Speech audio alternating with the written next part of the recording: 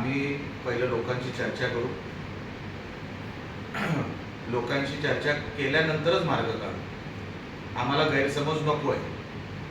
गैरसमज तयार केले गेले मागच्या वेळेला, ज्याच्यामुळे जे काय झालं ते झालं।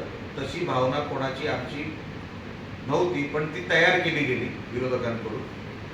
आता लोकांबरोबर बसू, त्यांच्याबरोबर चर्चा करू, एक आमसभा घेऊ त्यांच्यामध्ये, आणि त्यांच्यातून एक भावना जर तयार झाली की आता काय झालंय, तिकडच्या भागातील लोकांना पण पर्यटक इकडे येताना वळताना दिसतोय।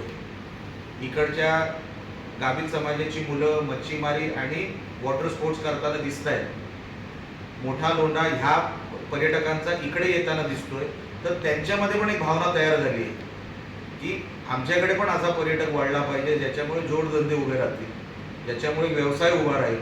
एक भावना तयार झाली आहे, पण ती किती टक्के तयार झाली आहे, कशी तयार झाली आहे, ही त्यांच्यामध्ये बसल्याशिवाय मी काय आज उत्तर देणार नाही। त्यांनी मान्यता द्यावी। त्यांनी सांगितलं निलेश तू पुढाकार घे, मी पुढाकार घेणार, पण हा विषय अगोदर त्यांच्यामध्ये ठेवणार आणि मग शासन दरबारी घेणार।